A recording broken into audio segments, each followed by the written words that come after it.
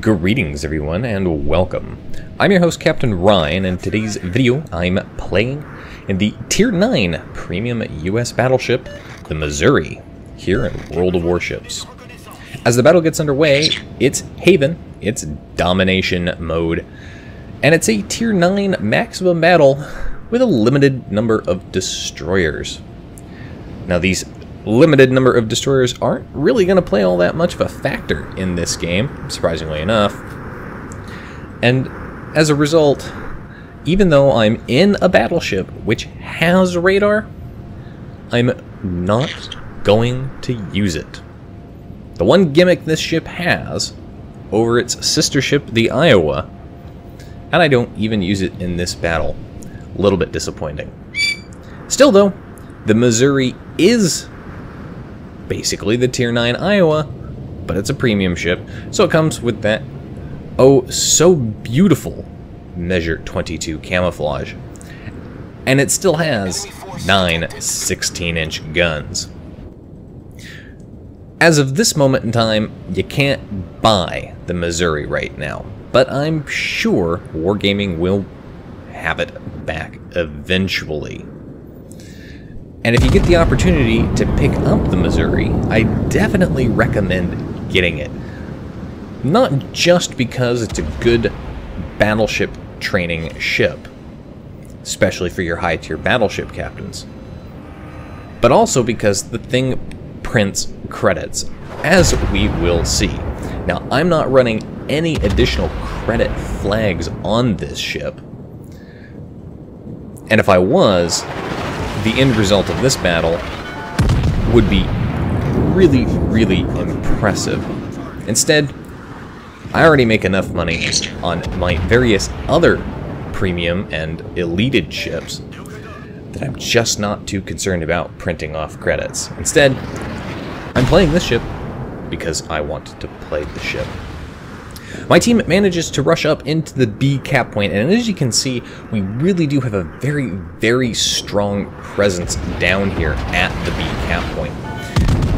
The team has somewhat split. They've split into two groups, the group near C and of course the group down here at B, with several ships, including a couple of cruisers, in the B cap point.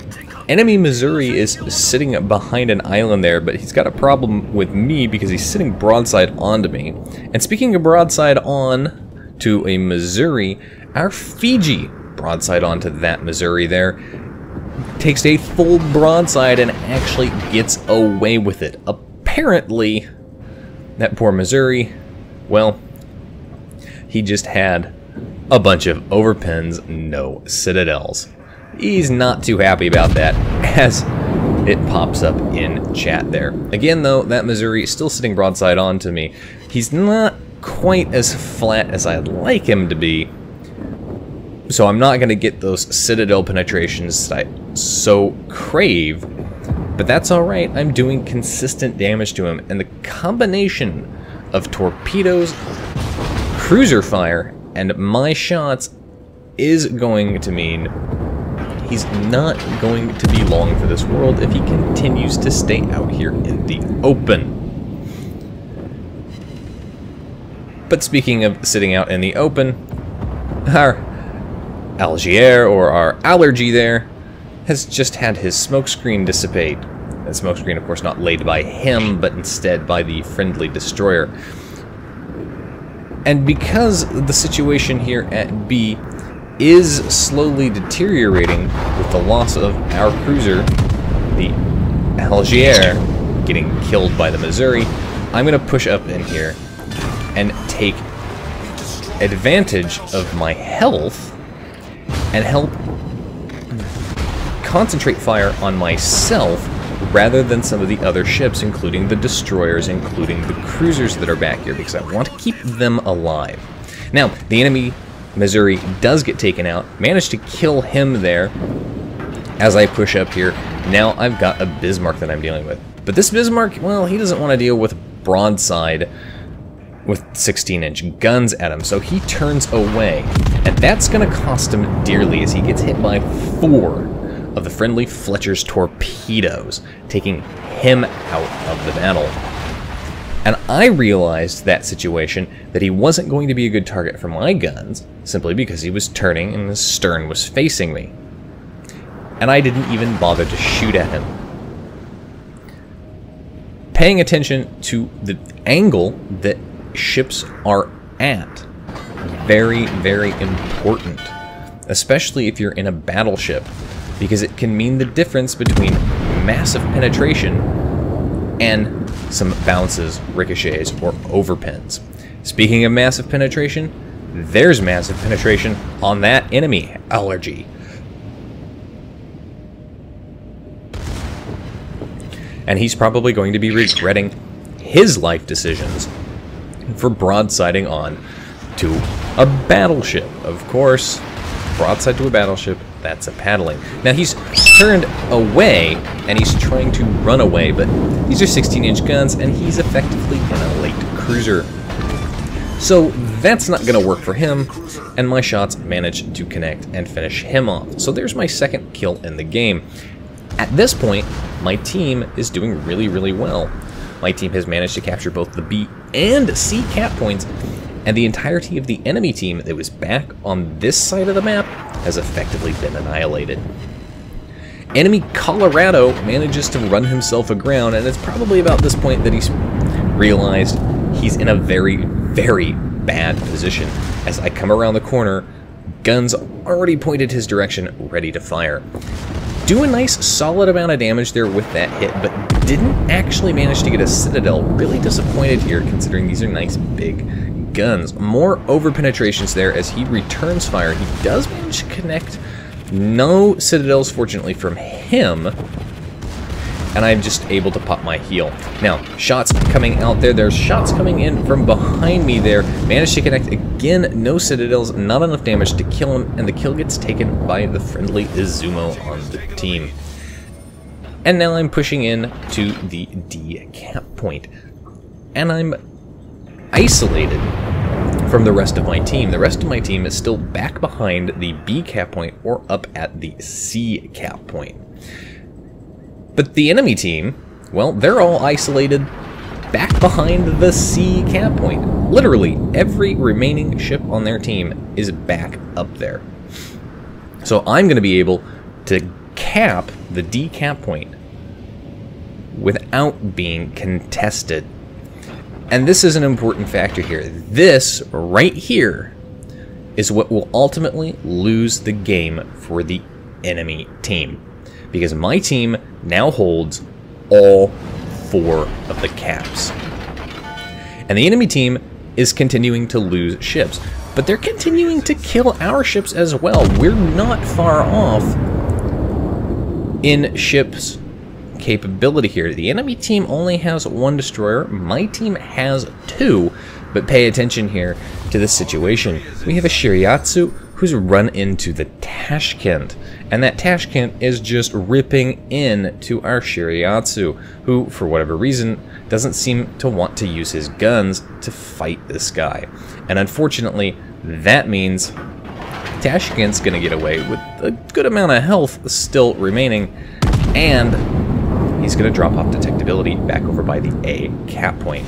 So both teams now fairly equal on number of ships, but here's the thing. The enemy team, they've got 3 cruisers and a battleship, versus my team, which has 3 battleships and a cruiser. I've still got most of my health. The Izumo that's back behind me also still has most of his health. But so do these 2 cruisers. And it's not just that these 2 cruisers have most of their health here, it's that these 2 cruisers are tier 9 cruisers. Now, I risk turning broadside to that Buffalo and to that rune simply because I know that the rune has 6 or 8 kilometer torpedoes there, and I don't need to be getting any closer than this, lest I run the risk of being torpedoed by him. But the rune is going to turn broadside here to my rear guns. Of course, again, over penetrations. That's something that I tend to get a lot of when I really, really need a Citadel. I'll just end up with over penetrations. But that's alright, he's well within secondary range. And I have manual secondaries. Yes, I know that's a weird thing to have on a US battleship. But look at the rate of fire that my secondaries are putting out here.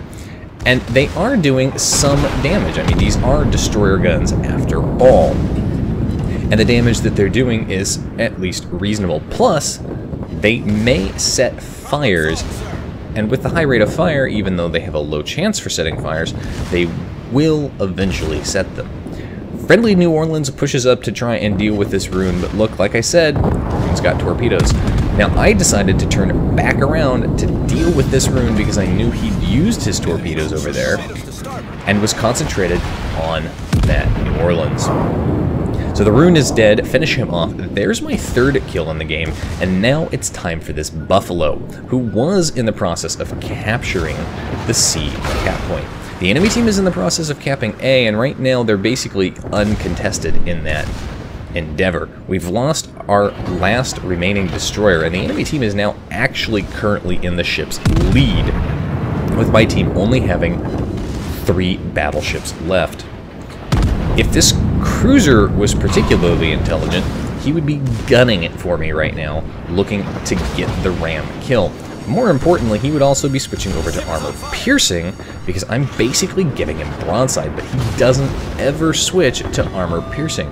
As we'll see, he'll continue to use high explosive shooting into my broadside, and that is going to cost him and his team, because now I have a lot of health here to utilize. Enemy Lion pushing around the side of the island here.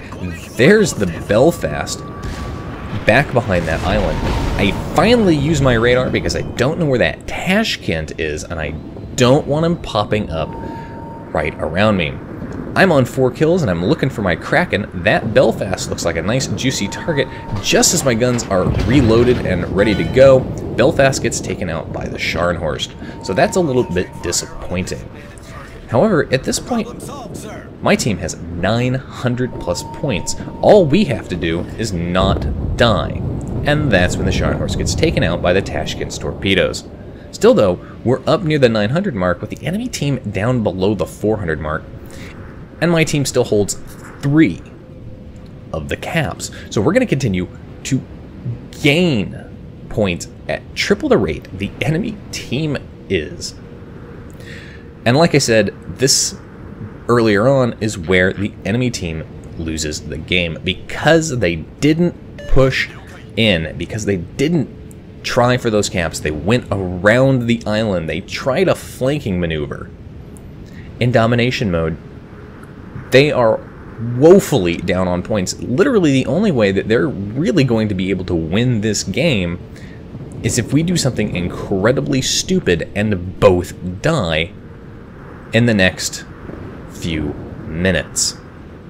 Otherwise, my team is simply going to win on points. Now, Arazumo pushes up around here, and he starts engaging with the Lion. So I decide I'm going to push around and help, maybe get a crossfire going on that Lion, and that's when the enemy Tashkent pops up. So I've fired off my shots there. I don't give him enough lead, and I don't clear the island enough to get those rear turrets out and deployed. So I have the Tashkent flagged for my secondaries. Again, this is where manual secondaries comes in handy on this ship, because again, they're destroyer caliber guns, and this is a destroyer, so these are actually going to do a pretty good job hitting. Plus, they're going to reset the base there as they continue to whittle them down. Now, as I push up here, I have 2 different targets to shoot at, and I can't shoot at the Tashkent, even though I want to, because he's behind an island. He's also very, very low health, and as I mentioned before, I am hunting for that Kraken Unleashed. I want that 5th kill there. There's that Tashkent. He's just back behind the island. Again, not quite quick enough. So those shots hit the island, don't hit the target. Managed to ricochet shots off the back of the Lion there. And again, looking for that Kraken Unleashed. Gonna try and get around here, get around this island, get shots off here, but alas, it's not gonna be quick enough as my team caps out on points, hitting that 1,000 point mark, just shy of that Kraken Unleashed. And we know, if I'd gotten around that island, I'd have gotten it. 139,000 damage done in that game, 800,000 credits earned. Pretty damn good for any ship, and pretty average for the Missouri. Top of the team for XP earned at 2,300 base XP, with the Izumo on the team coming in just behind me at 1,700. Top of the enemy team, of course, is that Tashkent, who did manage to survive with 1,600 base XP. Actually pretty good for a loss. I can only imagine what it would have been if his team had actually capped and they had won.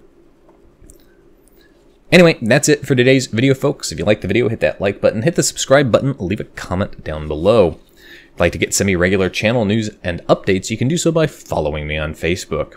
If you've got a replay like this one that you'd like to see featured on my channel, you can send it to my email. If you'd like to help support me and the channel, you can do so by becoming my supporter on Patreon. And if you'd like to watch me play various games live, you can do so by following me on Twitch. You can find the links for all of those in the video description down below. And as always, I'll see you next time. This is Captain Rye, signing off.